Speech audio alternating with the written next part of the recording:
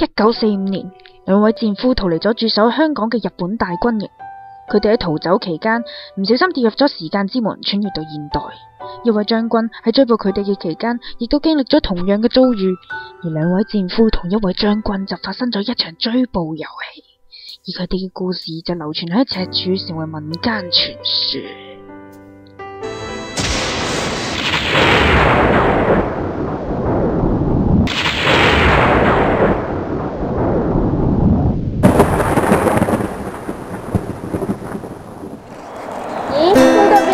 赤柱咯，用下路咯。係啊，嗰度個牌有寫嘅，赤柱軍人墳場啊嘛。墳場？係啊。赤柱軍人墳場非常之幽靜，而且環境特別，成日吸引唔少影友嚟到拍風景同埋女孩寫真。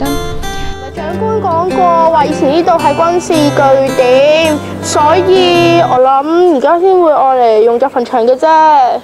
哇！墳場咁恐怖，快啲走咯！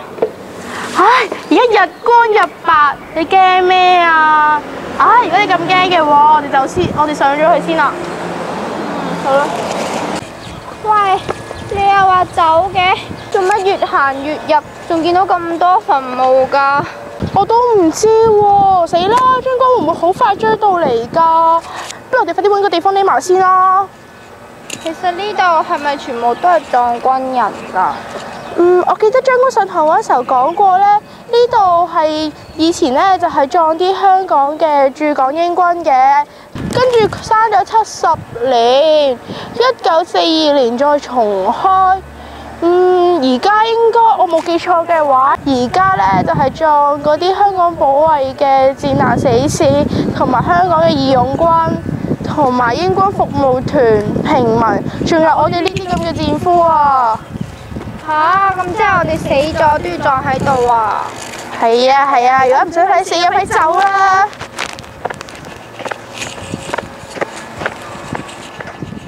啊，呢啲圓拱形嘅墳墓咁型嘅？梗係啦，呢啲係1840年代嘅設計嚟㗎嘛，梗係型啦！醒咗喎！不嬲仲醒㗎咯！哇，仲有啊！你覺唔覺得好熱啊？你有冇紙俾我抹汗啊？嗱，唔該晒。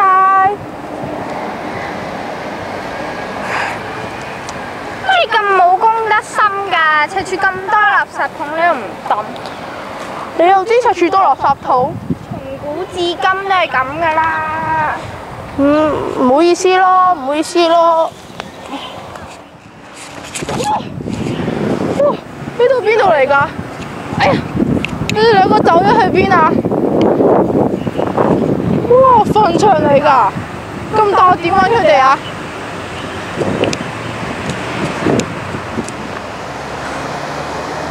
咦？喂！你哋兩個咪走！你哋兩個唔好跑啊！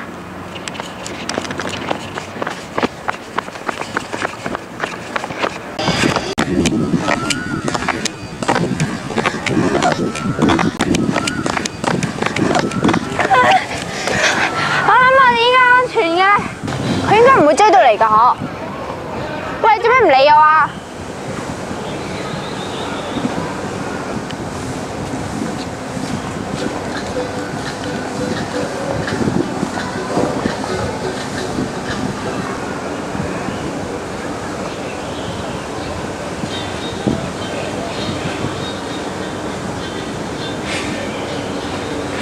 唉，見到咁。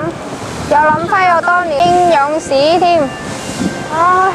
想當年我和尚咪1個打10個，1秒幾啊嘛上路啊！唔知而家入邊仲係咪日本皇軍統治嘅呢？以前日本統治嗰時候有憲兵部辦事處、統司部，仲要有埋刑場同埋囚犯室添，周圍都好大殺氣嘅。但係而家周圍就好和平啦。係喎，呢度殺氣咁少，想當年我殺咗4000條粉皮啊！就憑你，如果你真係咁勁啊，就冇俾人追住嚟着草啦。係喎，我哋係戰俘。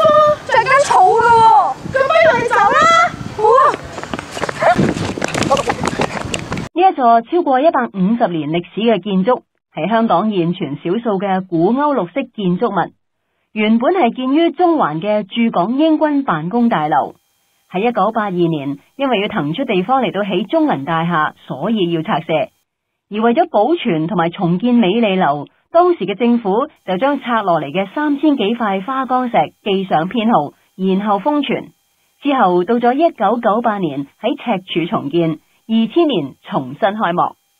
喺重建嘅過程之中，除咗內部結構要加工鞏固，整體嘅外貌就要做到忠於原著，同舊貌一模一樣。如果你有時間嘅，不妨細心睇下嗰啲花崗石啊，可能仲會揾到當時記錄嘅編號㗎。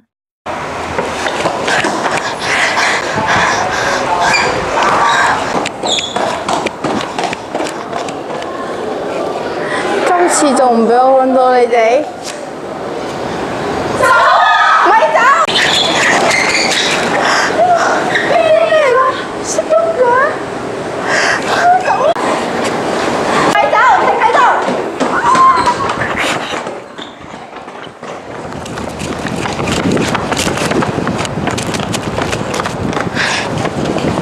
咦？呢度邊度嚟㗎？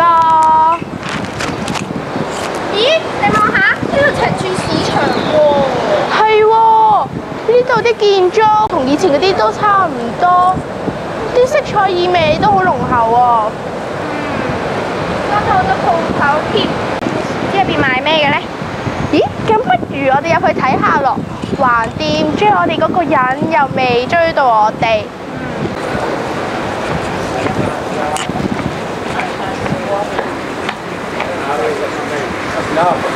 呢度開設咗有各式各樣嘅鋪頭，售賣衣服飾物、紀念品、藝術品同埋富有東南亞風味嘅小玩意等等，閒閒地可以行個零2個鐘頭嘅。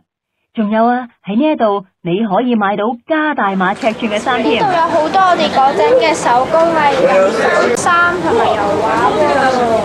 咦？都覺得好呢啲地方。係啊，呢度仲有啲首飾添啊，好得意啊！開榕樹喎，樹根衣石牆伸展，蔚為奇觀啊係咯，我記得以前佢仲係好細棵㗎，而家大個仔啦。哇！你望下個海，仲係同以前一樣咁靚啊！呢度真係好舒服啊！最衰我哋係個戰俘，要浪跡天涯。你兩個戰俘唔使走啦，逃唔出手指罅㗎啦！唔好走啊！快啲停低！我停低！停低！停低！嗱，走啦！再走啦！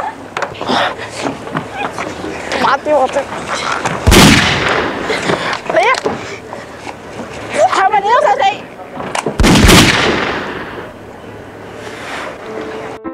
就係咁樣，呢個追捕故事就結束啦。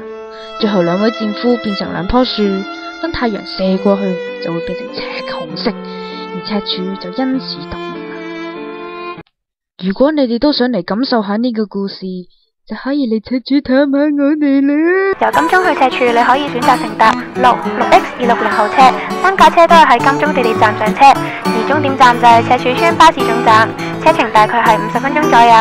而喺柴灣去赤柱，你可以選擇搭小巴 16M 或者 16X， 喺柴灣地鐵站上車，就喺赤柱村道落車嘅，車程大概約30分鐘左右。